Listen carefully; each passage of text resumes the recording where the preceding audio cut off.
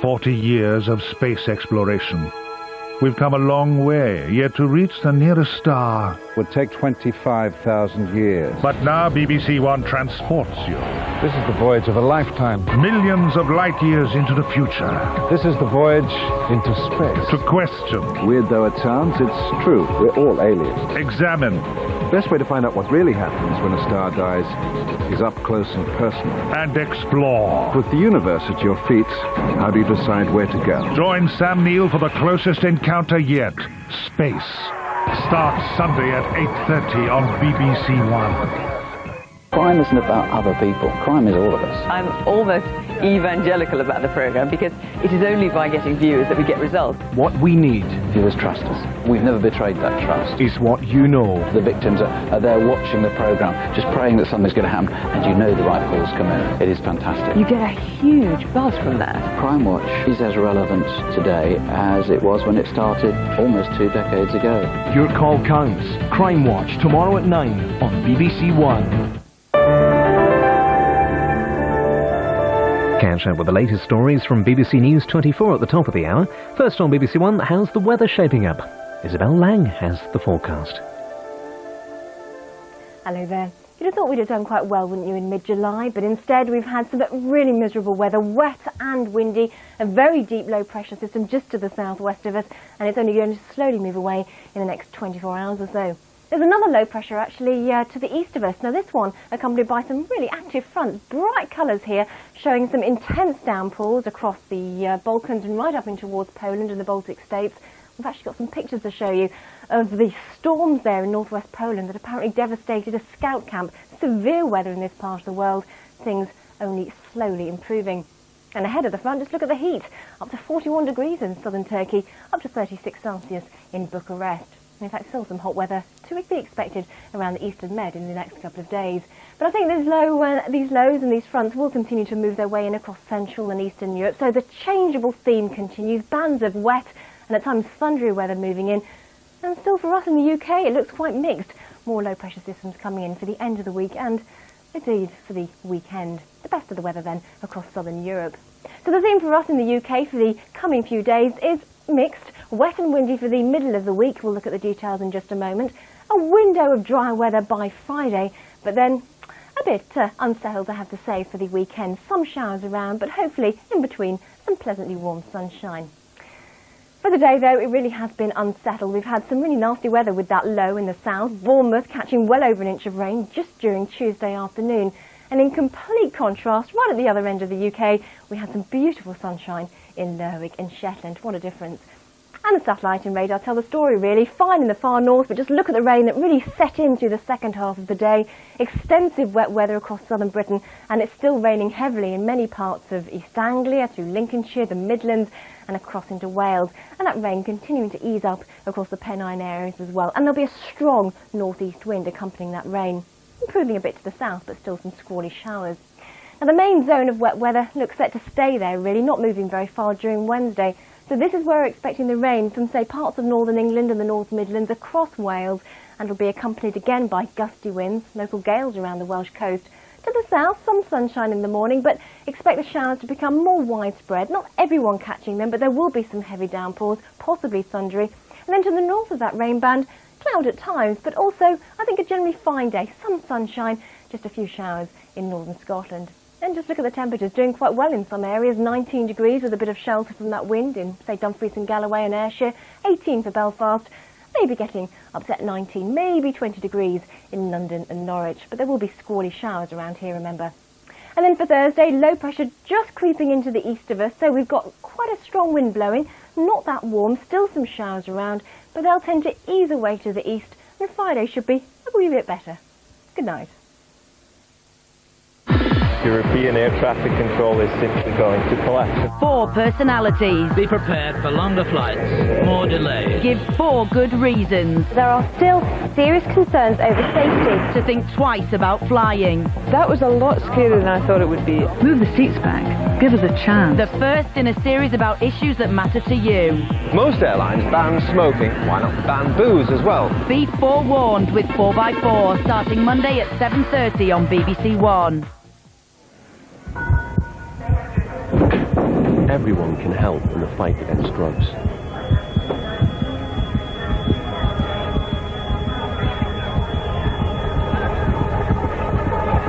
When you're traveling abroad, make sure you know exactly what's in your bags.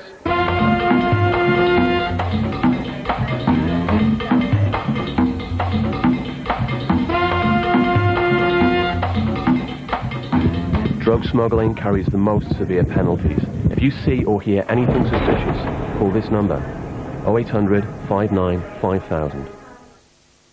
A story of 4 great civilizations. Mysteriously destroyed. In a groundbreaking new series, witness the ultimate contest. Nature against civilization. The secrets of the ages revealed. Ancient Apocalypse starts Thursday, the 26th of July on BBC Two. Women pay good money to have breasts like yours. Not round the knees, darling. I like Amanda Beth. She's not afraid of people. You're one great big fantastic cow, aren't you, Amanda? She's a softie on the inside. You just want to be happy. I like Emma. Yeah, Emma's heart's in the right place. Would you employ me? Like a shot. She's a bit of a man-eater. I'm a fan of kissing. Hallelujah. I get on really well. Emma and Amanda, hitting life head on. Hearts and Bones starts Thursday the 26th of July on BBC One.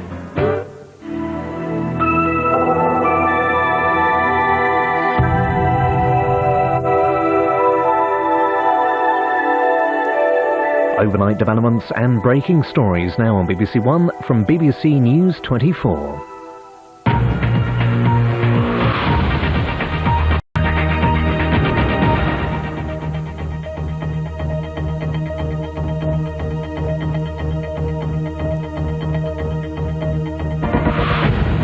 Israel says it's sending infantry and armoured vehicles to the West Bank. At least 4 Palestinians are killed by Israeli helicopter gunships. Italian police prepare for protests at the G8 summit in Genoa. And President Bush tells the BBC he won't back down on defence or the environment.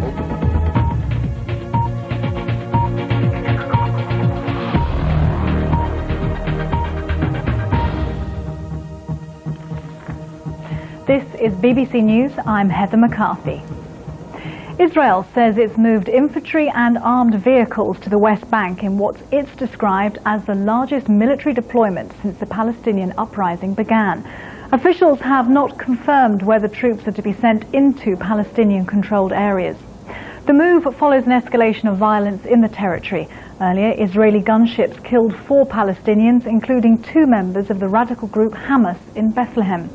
Israel claims the attack was aimed at averting a Hamas bomb plot targeting the closing ceremony of the Maccabean Games, or Jewish Olympics. The Palestinians retaliated by launching a mortar assault on the Jewish West Bank settlement of Gilo. Israel then began moving military reinforcements to the West Bank. To the brink of confrontation, Israel and the Palestinians stand poised, waiting for the other to back down. This is what the Middle East ceasefire looks like, the latest turn in a worsening spiral of violence. It began with a deliberate assassination. Helicopters fired rockets at a house in Bethlehem, killing 4, including 2 members of the militant group Hamas. In retaliation, Palestinians attacked the settlement of Gilo on the outskirts of Jerusalem with mortars. No one was hurt, but the symbolism is huge. The first time such weapons have been used in the West Bank. The Palestinians are clearly upping the ante in the violence they're imposing on the state of Israel, for the first time shooting a mortar attack at an Israeli civilian suburb in Israel's capital, Jerusalem. This is a situation which is extremely dangerous and clearly implies new rules of the game. Palestinians say the unofficial presence of European diplomats around southern Jerusalem had allowed violence to subside. They've been calling for more international observers to monitor the situation. But since the European observers were there, it became quiet. Now, today, they started again. and we hope that we can find a quick solution with the Europeans and with the others. There have been rumours for several weeks that Israel's been planning a military operation against Yasser Arafat's administration. This latest highly public deployment by Israel's army is clearly intended as a warning. Neither side wants to be seen pulling out of the ceasefire first, but each is pushing the other to do exactly that. Bill Hayton, BBC News. I'm joined from Jerusalem by our Middle East correspondent now, Frank Gardner. Frank, do you think this is all a bluff, or do you think Israel really intends to invade these Palestinian territories? I think Israel is going to wait to see what happens next, what the Palestinians do. We spoke a little while ago to a spokesman from the Prime Minister's office, and he played down any suggestion that this was a kind of huge-scale invasion, but he did say it was a necessary measure to prevent any further escalation. I think Israel is wary of any further Palestinian retaliation for its helicopter gunship attack we saw there in the previous report, but I think also it's trying to send a very strong message. It's trying to say, look, we've held back, we've restrained ourselves, we've had suicide bomb attacks, we've had continual provocation, as Israel sees it, by the Palestinians. Of course, the Palestinians would say the same thing. And they're not prepared to put up with it any longer, and they're sending a tough message. I think they're also physically, if the reports are true, they should be in a position to invade, to make some kind of incursion into Palestinian areas should the need arise. Do we have any idea at the moment just how big this deployment to the Palestinian border is? The Israeli sources are not giving out any numbers whatsoever. That's normal for this kind of operation, but they are saying that it's the biggest movement of their troops in the West Bank and Gaza, although it's limited there in Gaza, in the last 10 months. We know that paratroopers are involved, special units, tanks, infantry. We just don't know how many. It could end up being relatively small, but it is a significant measure taken by the Israelis, and I think perhaps a foretaste of things to come. And of course this action by the Israelis comes after yet another day of escalating violence in the region. Yes, I think the ceasefire is dead in all but name. As you said earlier, neither side wants to actually be the first one to abandon it, but it's been broken on both sides every day. There's been the suicide bombing on Monday. There have been a number of reported attempts intercepted by the Israelis, by Palestinian militants to attack targets inside Israel. There were reports just a few hours ago that they had intercepted a bomb attack in Tel Aviv. And of course there are rampages every now and then by Israeli Jewish settlers in Hebron against Palestinians. So there's provocation on both sides, but as far as Israel's concerned, it's saying enough is enough. It's going to get tough from now on. Frank, for now, thank you very much. Responding to the Israeli action, Palestinian spokesman Hanan Ashwari told the programme a short time ago, "We see this as part of an ongoing intimidation, siege and military escalation. This is part of an ongoing unilateral war waged by an army of occupation against a captive Palestinian population under occupation and largely defenseless. The only thing left for Israel is to reoccupy. They have been shelling and using tanks and helicopter gunships, assassinating and demolishing homes." Well, Judith Kipper is the director of the Middle East Forum at the Council on Foreign Relations, and she joins me now from our Washington studio. Thank you very much for joining us. What do you make of this latest move by Israel? Do you really think they plan to reoccupy Palestinian land?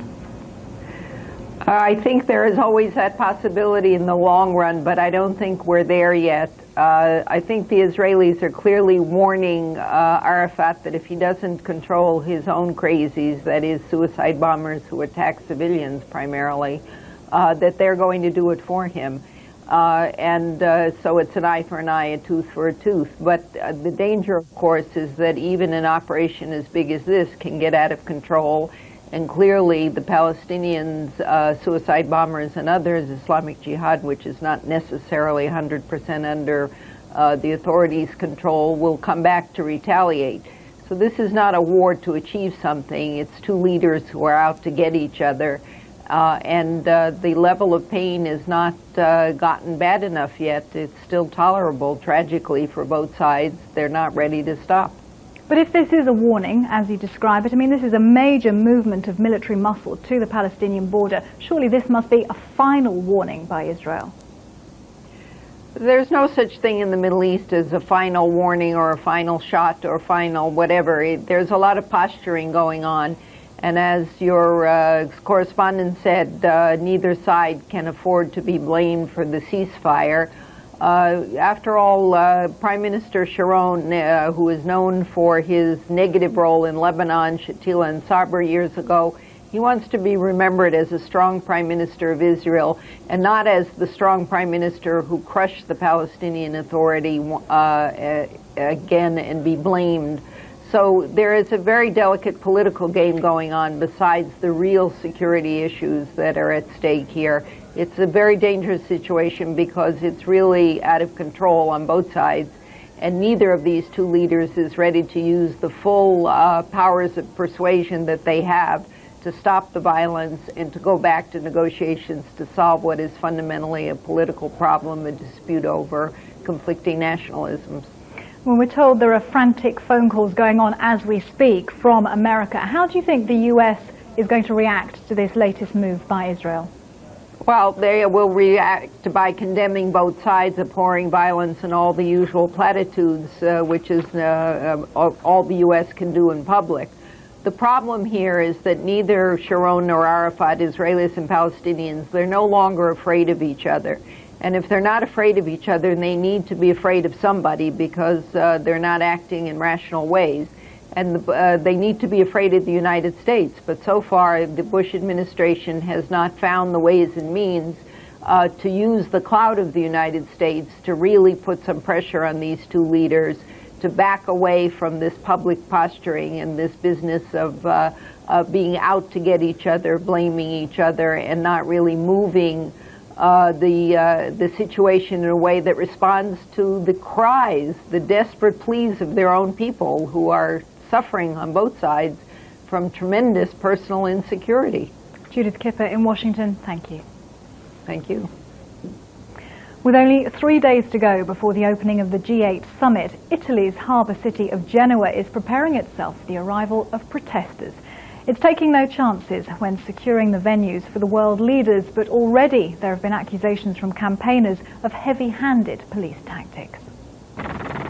Genoa City is bracing itself, be it for the international spotlight or the predicted 100,000 protesters making their way to the Italian port for the G8 summit this weekend. The venue for the summit and the press centre have been surrounded by a red zone where workers have been erecting steel and concrete barricades across the narrow street. We'll be criticised because of these barricades we've put up in Genoa, but it's just a job. 15,000 troops and policemen have been deployed for the event. The city has set up anti-aircraft missiles at the airport, vacated 600 places in local prisons, and at least 180 anti-hacker specialists will be brought in to protect computers and communications. Protest groups have been given a sports stadium to turn into a campsite before they march against the world leaders. They argue the G8 summits are fundamentally undemocratic because the world's rich countries are taking decisions that affect the vast majority who have no say. We'll be 100 or 120,000 strong. I hope people gather for this one. There could have been more of us, but people are being put off by government action. Italian security chiefs say their stringent security measures are justified. A letter bomb exploded in a police station on Monday and a car bomb was defused by police. Kim Camberg, BBC News. Investigating magistrates in Paris have conceded that they do not have the authority to question the French President Jacques Chirac about his financial dealings. Mr. Chirac had already said that he would not testify in the case, citing presidential immunity. Prosecutors had wanted to question Mr. Chirac about the source of the cash he used to finance trips for himself, his family and his friends when he was mayor of Paris during the 1990s. The Pakistani government says it's optimistic about the prospect for better relations between India and Pakistan, despite the collapse of their summit in the Indian city of Agra. The talks collapsed over the disputed territory of Kashmir. The Pakistani Foreign Minister Abdul Sattar said it was unfortunate that they'd failed to come to an agreement, but the two sides still shared a common vision of peace, progress and prosperity. India has echoed Pakistan's optimistic tone, saying the summit cannot be seen as a failure. On the eve of a trip to Europe, President Bush has said that he will not back down from his controversial defence and environmental policies. He said he was looking forward to meeting the British Prime Minister Tony Blair, who has not yet made a commitment to the controversial nuclear missile defence plan. The American president told the BBC's Washington correspondent Stephen Sackur that he is determined to set aside the missile treaty that has governed arms control for the past 3 decades. The Europeans heard me once, and they'll hear me again, say that the Cold War is over, that Russia is not our enemy, and that we should not adhere to a treaty that prevents the United States and other freedom-loving people from developing defenses, not offensive weapons, but defenses necessary to address the real threats of the 21st century. The ABM treaty has to be jettisoned as a consequence. I've made it very clear that the ABM treaty is not going to, that we need to set it aside. We need to move forward. How soon will it go? Well, I told the European friends that we'll do so in consultation.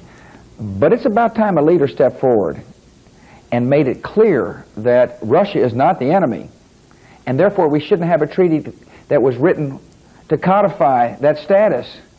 It's a new day. New leaders, younger leaders, leaders not longer kind of wedded into the past, the Cold War past, need to think differently as to how to address the true threats of the 21st century. And the true threats of the 21st century are the ability for some rogue leader to say to the United States, to Europe, to Russia herself, to Israel, don't you dare move. Don't you dare try to spread freedom, otherwise we'll blow you up. And we must have a response to that.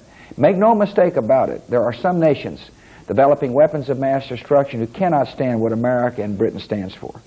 And I believe we have an obligation to our peoples and to freedom to cast aside the old way of thinking and develop systems that'll work, defensive systems that'll work and make sense. I can't imagine how you could be any clearer on that. You've been so clear from the very beginning. Why do you think so many other nations are still so deeply skeptical, including the Russians? Because sometimes change is hard. People will get comfortable in an old way of thinking, and I recognize that, but we're in close consultation with our allies. I will continue this. I'm going to have this exact same discussion with Tony Blair again, and he's thoughtful. He's interested in the opinion of his friend. Mr. Putin was most interested in my conversations with him, and I will continue to work the issue. President Bush there talking to Stephen Sackur. This is BBC News, a reminder of the headlines. Israel says it's sending infantry and armoured vehicles to the West Bank. At least 4 Palestinians have been killed by Israeli helicopter gunships.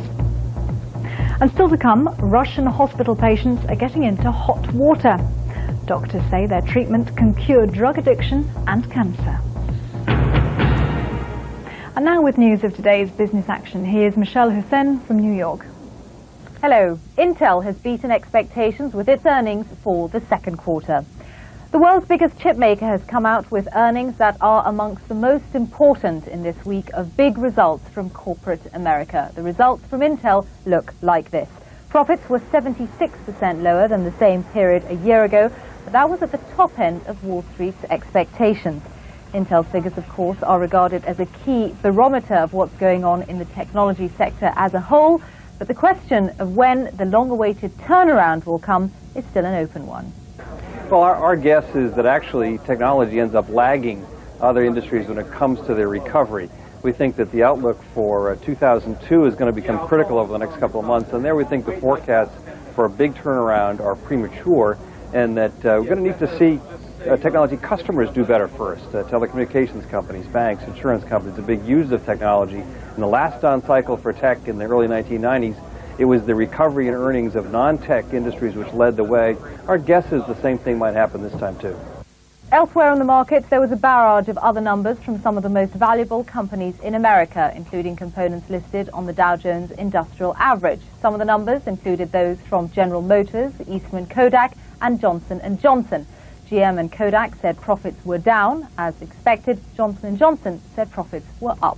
And so to the closing bell and the numbers themselves. The Dow Jones closed 138 points higher at 10,606, boosted by strong results from Caterpillar. The Nasdaq closed up 38 points at 2,067, with Intel moving up ahead of its results. In Europe, the markets were hit by a shock profit warning from the Dutch electronics maker Philips. As a result, all the major indices in the region closed lower. And that's it from the BBC's business desk in New York. Thanks, Michelle.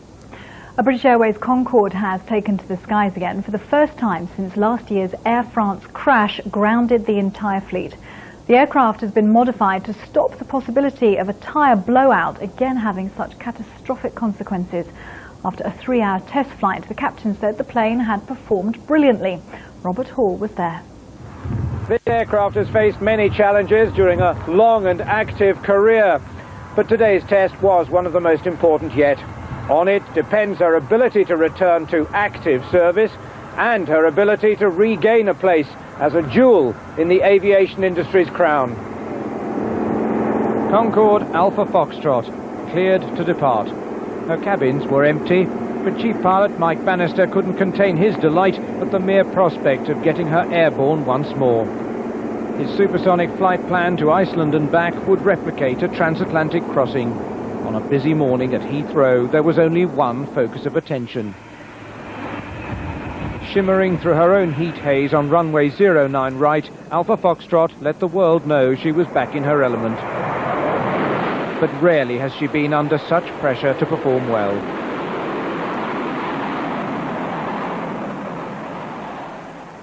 Last July's loss of 113 lives shattered public confidence and forced major modifications to the Concorde fleet.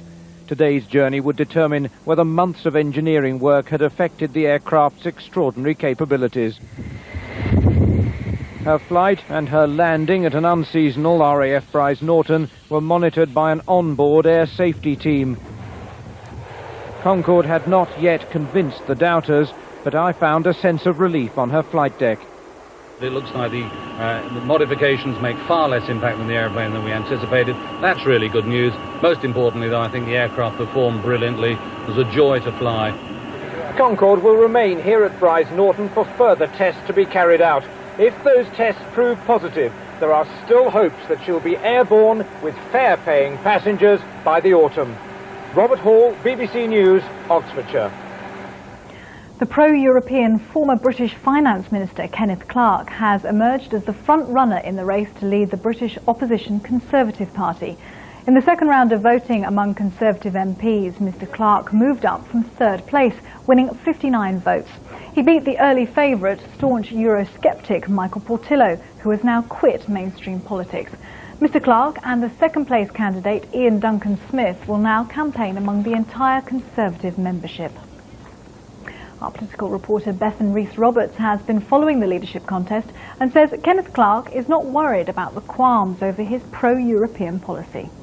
Now, his message is very clear that he can unite the party on this issue of Europe. It's ripped the party apart for years now, but what he's promising is a free referendum, if you like, on the euro. Anybody in that party can campaign as they like on the euro, if indeed Tony Blair does decide to go for a referendum. Now, that could be a recipe for disaster, because you could have Kenneth Clarke backing Tony Blair on the euro line, if you like, and the main opposition would come from behind Kenneth Clarke on the Conservative benches. So it could be pretty chaotic, but he's confident he can do it. Bethan Rees-Roberts there. Katharine Graham, the woman behind the rise of the Washington Post as a major force in American journalism, has died at the age of 84. She never regained consciousness after suffering a head injury in a fall. She was one of the most powerful women in America. She took the paper her father had bought at a bankruptcy auction and turned it into a national force. Katharine Graham began what she called her second life in 1963 when her husband committed suicide. In her memoirs, she described herself as a doormat wife, but she took over the reins of the Post Company and built it into a profitable media conglomerate. Perhaps her finest hour came during the Watergate scandal, when she stood by her journalists and backed the investigation that eventually brought down a president. Her enduring role brought her into contact with generations of America's powerful, and tributes have come from all sections of Washington society. But perhaps the greatest tribute is that the sense of purpose and integrity that Katharine Graham brought to her publications earned her the respect and admiration of her journalists and political enemies alike. Raphael Jezeram, BBC News. A team of doctors in Russia are using a unique treatment which they say kills viruses and infectious cells in humans. Physicians from the Novosibirsk State Medical Academy in Siberia raise the body temperature of their patients to extreme levels. Until recently, Lyudmila Machulskaya was suffering from cancer. The tumour was removed, but to make sure it never comes back, Lyudmila has agreed to try out a revolutionary treatment. The therapy is carried out under general anaesthetic. Lyudmila won't feel a thing, which is just as well.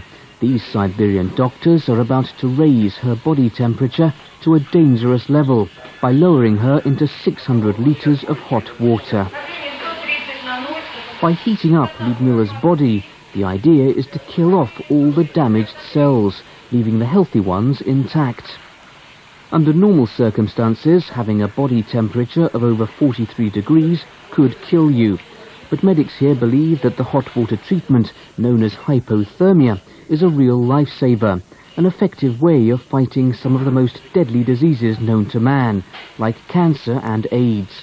They also claim to have cured patients of drug addiction. Абсолютно безопасным этот способ назвать нельзя, это же.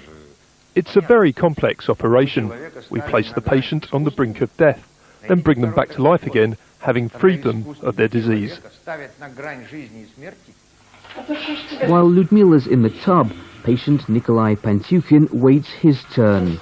Nikolai's suffering from lymph cancer. He's travelled 3,000 kilometers to Siberia from Moscow. And after just 2 days of hypothermia, he says he's already felt an improvement. When I arrived here, I was so weak I could hardly move my legs. But after receiving this therapy, I already feel several years younger. But hypothermia doesn't come cheap. A course of hot water treatment costs around $3,000. That makes it a medicine which most ordinary Russians simply cannot afford. Steve Rosenberg, BBC News, Moscow. The main news. The Israeli army has said it's sending more infantry and armoured vehicles to the West Bank. Officials said the move was in light of what they called the flagrant violation by the Palestinians of the ceasefire between the two sides. And on the eve of a trip to Europe, President Bush has said that he will not back down from his controversial defence and environmental policies. This is BBC News.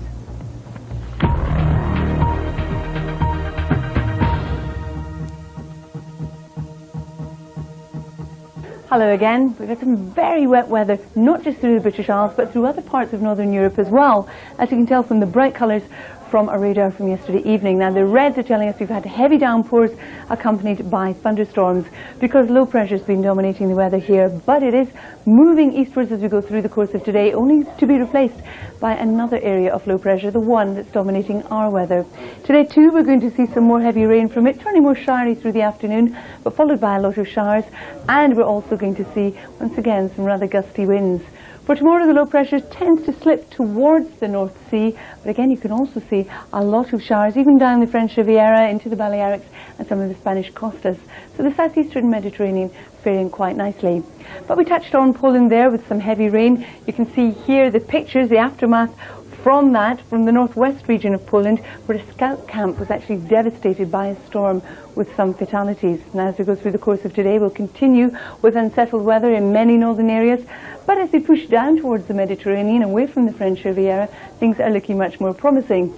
So if you're off on your holidays, some beautiful sunshine through parts of Turkey and Greece and indeed the Greek islands.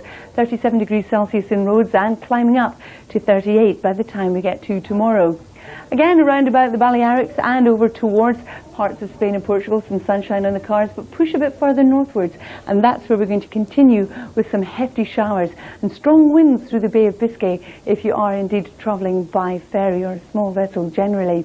For Thursday, we continue with the showers, so it's the further south that you travel, the better likely you are to see some good sunshine. And if it's the Canaries or Madeira that you're heading to, some gorgeous weather here.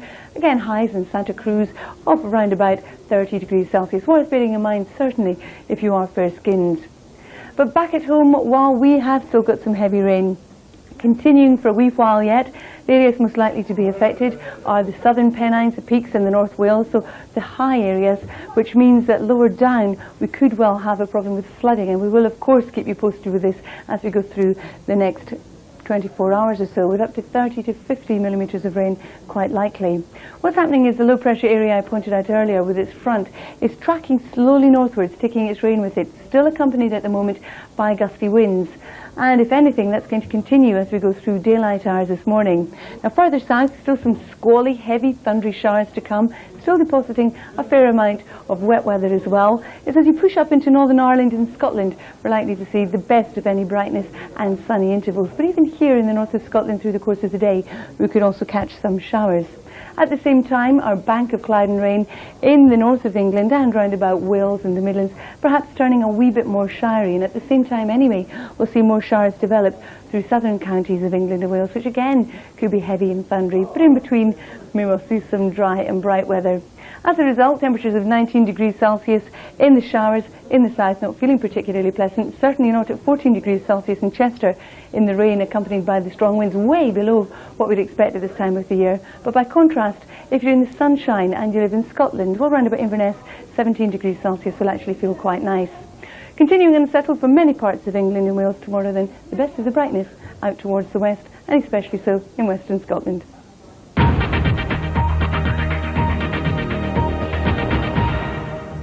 After their meeting in London, President Bush and the Prime Minister Tony Blair joined the other leaders of the planet's 8 principal industrialised countries in Genoa to confront the most pressing global issues. What challenges will they face and how will the rest of the world react? Continuing coverage of the G8 summit on BBC News 24. It's the greatest battle in the business. An institution. If you don't do pressure, you shouldn't be out there. Any sign of weakness, they'll have you for breakfast. It's just you against the world. Shot of the day. Are you a hero or an also-ran? What are you doing? It's about being the guy who's better than the best. Then you make history. Yes. And you can't buy that, can you? So this is it. The Open Championship starts tomorrow at 9:30 on BBC Two.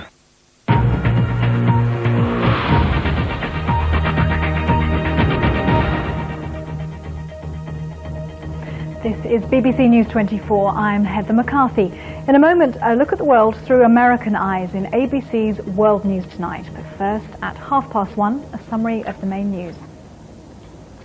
Michael Portillo is bowing out of frontline politics after failing to make the final shortlist of 2 in the third of a crucial ballot of Tory MPs. Mr. Portillo came third in the final vote of 166 MPs. Kenneth Clarke was in first place with 59 votes, an increase of 20 on the last ballot. In second place was Ian Duncan Smith with 54, an increase of 12. Michael Portillo received 53 votes, an increase of 3. The 2 winners, Kenneth Clarke and Ian Duncan Smith, now go to a vote by the 300,000 party members, with the final winner announced on September the 12th. After the result was announced, the Shadow Chancellor said it was now time for him to take a back seat in politics. I think really the time has come for me to look for other things to do. I wish either one of the 2 candidates well. One of them I'm sure will make a good leader. But I really don't think it's an option for me to serve in a shadow administration. I think apart from anything else, I would just get in their way and make their life more complicated. I think the time has come for me to seek other things to do. Kenneth Clarke told BBC News 24 he was sorry about Mr. Portillo's decision. He also said he was surprised at coming first because he thought the vote was too close to call. Obviously, I'm very pleased to come first. It shows I drew support from a very wide range of the party, which I think I did. Now, Michael Portillo has just told the BBC that he's dropping out of frontline politics. Were you aware that he would do this? He hadn't told me that. I'm not totally surprised. I know Michael quite well. I'd not tackled him directly about it. I'm very disappointed to hear that, because he's a big political figure. And to be knocked out of frontline politics by 1 vote must be a rather cruel blow. So I won't comment it too heavily, because I hope he sleeps on it and thinks about it. That would be a lot. Ian Duncan Smith, who came second in today's ballot, said the contest had been fair. I hope that none of this can be seen as personal. I mean, the truth is that this is a competition about ideas and about leadership. And my colleagues have decided that the 2 that they want to go forward on that basis are myself and Ken Clarke. We'll remain as friends, even though we now will battle it out to decide who actually leads the party. But it isn't personal. It really shouldn't be. Relatives of the British tourist Peter Falconio, who went missing Saturday night after he was attacked in northern Australia, are due to arrive in Australia shortly. Mr. Falconio hasn't been seen since his girlfriend, Joanne Lees, reported an ambush by a lone gunman on a remote road in the Northern Territory. She escaped, but says she heard shots. Police say they fear the worst after blood was found near the scene. Joanne Lees will appeal for help in tracking his whereabouts. The Israeli army has said it's sending infantry and armoured vehicles to the West Bank. In a statement, army officials said the move was a result of what it called the refusal of the Palestinian Authority to stop the use of terror against Israeli civilians. The statement follows some of the worst violence in the region in recent months. Earlier, Israeli helicopter gunships killed at least 4 Palestinians in Bethlehem on the West Bank. Within hours, Palestinians launched their first mortar assault on a Jewish settlement also on the West Bank. No one was hurt. Downing Street has defended the decision to sack Bob Kiley from the board of London Underground. The Prime Minister's spokesman said his removal became essential as the board could no longer work with him. Mr. Kiley had been appointed in May to lead negotiations with private firms despite his opposition to government plans for partial privatisation. Now it's time to take a look at the sport with Chris Hollins. Hello again. We start with athletics. The World Championships gets underway in a little over 2 weeks' time, and some of the world's international stars have been competing at the Stockholm Grand Prix. The Olympic and world champion Jonathan Edwards was back to his winning ways. Facing stiff competition from rival Christian Olsen, he produced a best jump of 17 metres 40, 12 centimetres longer than his Swedish opponent, who seemed more than happy to finish second to the 35-year-old. In the men's 100 metres, the Olympic silver medalist Atto Boldon looks to be peaking at the right time after top 3 finishes in other European Grand Prix so far this summer. He won in a time of 10.09, just beating Curtis Johnson and John Drummond into second and third. Now, Darren Campbell and Ewan Thomas have been given an extra week to book their places in the British team for those championships next month. The selectors have omitted them from their squad for Edmonton, but left the door open for both men. The Olympic silver medalist Campbell didn't defend his 200-metre title at the trials at the weekend, preferring to run the 100, where he came only 6th after pulling up in the heats. Thomas, well, he faces stiff competition in the 400 metres from Mark Hilton, Jamie Bolsh and Daniel Keynes. Thomas did finish second behind Mark Richardson in the trials at the weekend, but he hasn't run quick enough just yet. The ball's in his court. He's got to do the qualifying. We can't consider him unless he's done the qualifying. Now, unfortunately for Ewan, we all remember Ewan in 1998 when he was great, could beat the world. Fortunately, since then he's been injured. And last year he didn't have a chance to get the qualifying time, 45.7. And this season things have gone against him, weather, whatever, and he hasn't got it this time. So he really has to get the qualifying time because we can't pick him. Simple as that. Some football news now, and Everton have introduced Thomas Rosiński to Goodison Park. The Canadian international cost £4.5 million from Anderlecht and is a replacement for Francis Jeffers. Meanwhile, the former Middlesbrough player Fabrizio Ravanelli is poised to sign a 2-year deal to join Derby County from Lazio. Ravanelli scored 31 goals for Borough 5 years ago. Cycling now, and David Miller, the only British rider competing in the Tour de France, has pulled out through injury. He hurt his leg after crashing on the first stage and withdrew after the 10th stage, which was won in convincing fashion by the defending champion Lance Armstrong. It was a stunning ride by Armstrong, who beat his biggest rival Jan Ullrich by 1 minute 59 seconds. It was his first stage win, although Francois Simon of France currently holds the yellow jersey. On to golf, from the Open Championship at Royal Lytham starts on Thursday. The players have been practicing ahead of this latest major. All eyes, as ever, on Tiger Woods. He's enjoyed a quiet practice round and managed to avoid the dreadful afternoon weather as well. They say you need talent, courage and above all a little bit of luck to win a major, and this year's Open at Royal Lytham will be no exception. Tiger Woods teed off early on his practice round, enjoying the sunshine and looking forward to the task of defending his title. I enjoy the challenge of coming back and hopefully defending my title, and that I was very fortunate enough to win last year. But I've said this before, I'm going to keep saying it, you only hold that championship title for 51 weeks. Once you arrive that week, it's up for grabs. If the course wasn't testing enough for those planning to chase the Tiger, then the unpredictable weather will play its part. After the sun, these were the conditions in the afternoon for those players unfortunate enough to tee off later in the day. The wind and rough on this links course will challenge even the finest of players. They've really gone and done another Carnoustie on us this week, so it's going to be extremely tough when it's windy like it is today. Retief Husum will of course be amongst the favourites to win the title, but Colin Montgomery will be hoping he can still win his first major, as will the Ulsterman Darren Clark, who has the ability to beat anyone on his day. And that's all the sport for now. Thanks, Chris.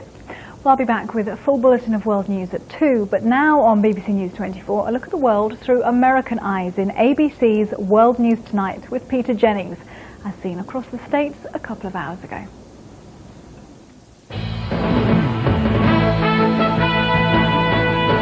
From ABC News World Headquarters in New York, this is World News Tonight with Peter Jennings. Good evening, everyone. We're going to begin tonight with a story that broke just before the broadcast. The FBI has just announced that 449 of its guns, of its own guns, have been stolen or lost in the last decade. Very late-breaking news, which also said that some of those guns ended up with criminals. And so we're going to go straight to Washington and ABC's Pierre Thomas. Pierre, what's going on here? Well, this is another stunning announcement for the FBI. Major embarrassment. As you said, 449 guns stolen or lost. We're also told that some of those guns turn up in crimes, including robberies. So, coming on the heels of the Robert Hansen spy scandal and the Oklahoma City Files scandal, this is bad news for the FBI. So how did they disappear and from where? Well, some of the guns were stolen from officer cars. Some were burglarized from their homes. We're told that some of these guns were taken by retired agents and never turned back in. And what is this we hear about a computer with classified material and other computers missing? 184 computers are stolen or unaccounted for. One computer had classified information, and an investigation is ongoing into that as well. And so what's the FBI going to do about all this? The Attorney General has ordered an Inspector General investigation of not only the FBI, but the INS and all other federal law enforcement agencies. He's very concerned that the basics are not being taken care of. Thanks very much, Pierre. Pierre Thomas in Washington. As we said, that's a very late-breaking story. You can be sure there'll be more about it tomorrow. We're going to continue tonight with an extraordinarily difficult salvage operation that is just getting underway at the top of the world. It is almost a year now since the Russian nuclear submarine, the Kursk, sank in the Barents Sea after there was an explosion on board. All 118 men on board died. The world was watching. Some of them died slowly. Now, the Kursk weighs 18,000 tons, and the Russians are committed to raising it from 350 feet below the surface. No one has ever lifted anything so heavy from the sea. ABC's Richard Gisbert is on a Russian ship nearby. It takes 10 hours to sail from Murmansk to the Kursk's resting place in the Barents Sea. The Russians are under pressure to raise the sub quickly because winter arrives early here. This is the first phase of the recovery operation. They're lowering a sensor from one of those ships down to the Kursk. They want to make sure that there's no radiation leaking from the submarine's 2 nuclear reactors before beginning phase 2, sending the divers down. We reached the operation commander by radio from his post on a Russian battleship, the Severomorsk. We have a sacred duty to the submariners, he told us, to bring up the Kursk and give them a decent burial. The Navy is only acting on the orders of its commander-in-chief, President Vladimir Putin. Putin's reputation took a beating last year when he was slow to respond to the tragedy, so he made a promise to raise the sub as soon as possible. This former submariner knew some of the Kursk's crew. The pride of Russia's fleet went down when the whole world was watching, says Nikolai Cherkashin. To raise it would restore Russia's image and compensate for the moral damage caused by the sinking. But most of the victims' families opposed the idea. This woman lost her husband on the Kursk. This has absolutely nothing to do with our wishes, she says. That sub was part of him, and that's the way it should stay. That would be in keeping with naval tradition, that this once formidable weapon turned mass grave, and the men who died with it be left in peace. Richard Gisbert, ABC News, on the Barents Sea. As we said, as you can imagine, this is a huge operation for the Russians. 23 ships are involved. Here's ABC's Ned Potter. Since the advent of the nuclear submarine, the sea has claimed at least 6 of them. But they've all been left on the ocean bottom until the Kursk. I mean, if you're operating a fleet of submarines and one of them is lost, you really do want to know why, and you want to know exactly why. Engineers plan to retrieve it with a giant 400-foot barge, from which 24 heavy-duty metal cables would be lowered. They would be hooked into holes that divers drill in the submarine's thick armor. Hydraulic jacks would then hoist the sub until it hangs just below the barge. Then it can be towed to dry dock. This submarine is the largest attack submarine in the world at 18,000 tons, fully submerged. And it's going to be a huge salvage job. How big? Well, compared to the Statue of Liberty, which is 300 feet tall from top to bottom. If the submarine could be stood on end, it would be 200 feet taller. Try to imagine lifting something larger than the Statue of Liberty. It can be done. Most engineers say the sub's nuclear reactors are basically safe since they've shut down. But the Russians are up against it. To lift anything, they will first have to saw off the submarine's heavy bow, still packed with powerful torpedoes. And the Arctic climate may be the most powerful adversary of all. Starting in September, the Barents Sea is very rough. If they're lifting her in bad weather, it's going to be a disaster. Even in calm seas, the risk is great. No salvage of this scale has ever been tried. Ned Potter, ABC News, New York. Well, President Bush is about to leave on another foreign trip. There's always lots to occupy a president overseas. This time, Mr. Bush will go to Britain, to Kosovo, to Castel Gandolfo in Italy to see the Pope, and to the Italian city of Genoa for a summit meeting of leaders from 8 of the world's leading industrial nations. Today, Mr. Bush put a couple of items on the agenda for the international community, and ABC's Terry Moran is at the White House. First, Terry, the president seemed to speak to the many thousands of demonstrators who were headed for Genoa. That's right, Peter. Everyone expects big protests in Genoa as once again thousands of people try to disrupt an economic summit and make their case that the headlong pace of globalization and free trade hurts the environment, working people, and poor people in developing nations. Well, today, especially to that last count, the president had a simple message. You're wrong.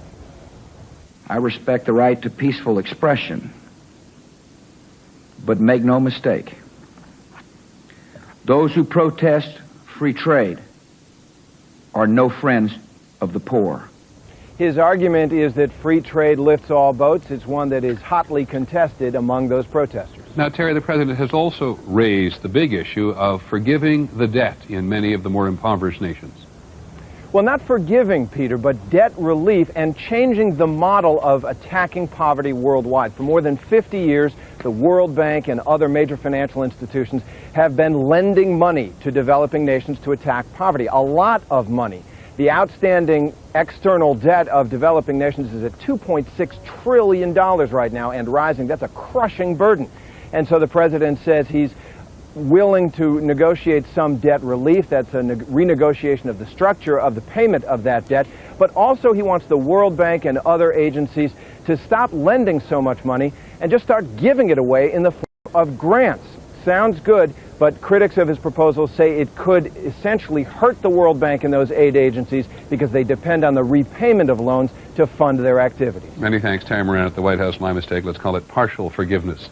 At this Group of 8 summit, no effort will be spared to keep the leaders and the complainers apart.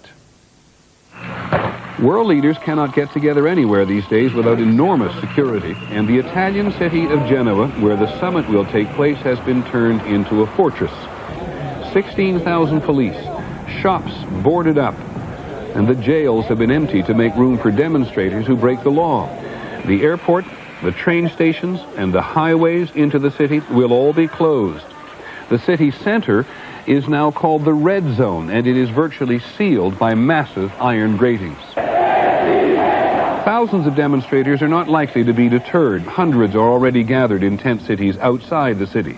People from many nations who oppose globalization, environmental degradation, genetically altered food, and not having a voice in government. All the government leaders they wish to confront, except Mr. Bush, will stay on a $250 million cruise ship floating in the ancient seaport. Mr. Bush will be in a hotel. Some other items in the overseas briefing today. In the Middle East, at least 4 Palestinians died when Israeli helicopters attacked Bethlehem in Palestinian territory. Israel said the dead were planning an attack on Israel. 14 other Palestinians were injured. Elsewhere in the West Bank, Palestinians fired mortars at an Israeli settlement. No one was injured. And tonight, the Israelis are sending tanks and infantry into the Palestinian territories. In Iraq, Saddam Hussein told Palestinians to intensify their struggle against Israel in a speech on national television, which we'll have him looked closely at regarding his health. He also attacked the U.S. and Britain for trying to tighten UN sanctions on Iraq. This is the 33rd anniversary of the coup which brought his Ba'ath Party to power. And the United Nations Tribunal on the 1994 genocide in Rwanda has dismissed 4 members of the defense team. They're suspected of war crimes, as are the defendants they were hired to represent. Later in the broadcast this evening, how the congressman, dogged by scandal, is viewed in his hometown. We'll take a closer look. One of the country's most powerful women has died. And when we come back, the Concorde flies again. They are testing some changes.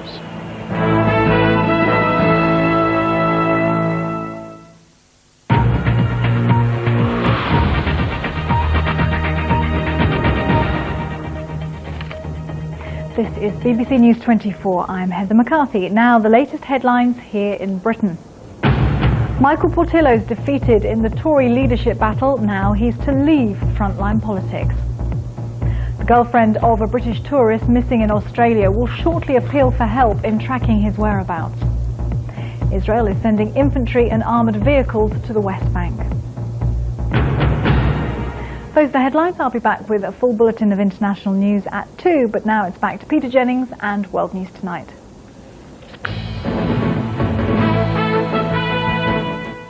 On Capitol Hill today, there was more debate about whether to use federal funds to pay for embryonic stem cell research. 3 weeks ago, we heard a mother and a daughter support more funding. At a hearing today, the father of twins adopted when they were frozen embryos offered a different point of view. Which one of my children would you kill? Which one would you choose to take? Embryo research. Would you want to take Luke the Giggler, who we call Turbo, or do you want to take the big guy, Tank? Which one would you take? One item in the medical file today, the Centers for Disease Control reports that elderly Americans increased their doctor's visits by 22% between 1985 and 1999, while visits by people in their teenage years and early 20s declined by 19%. And overall, doctors prescribed 33% more drugs per visit for all patients. A British Airways Concorde was in the air today for the first supersonic test flight in almost a year. The entire flight was grounded after this accident involving an Air France Concorde on takeoff in Paris last July. 113 people were killed, as you will recall. Tonight, ABC's Lisa Stark reports on what happened today. The flight was a key test to see how the world's only commercial supersonic plane would perform, with changes designed to prevent a repeat of the Paris crash. The 3-hour, 20-minute test flight took the Concorde in a loop over the Atlantic, flying at 1,350 miles an hour, Mach 2, at 60,000 feet, to simulate a flight from London to New York. The modifications to the Concorde include stronger tires, tested running over a metal strip similar to the one that started the Paris disaster. The tire held up, and a Kevlar lining for the fuel tanks to prevent the kind of massive fuel leak that caused the fire that brought down the Air France Concorde. Basically, the Kevlar blanket, or essentially putting a bulletproof vest around the fuel tanks. British Airways declared the test flight a success. All the information will now be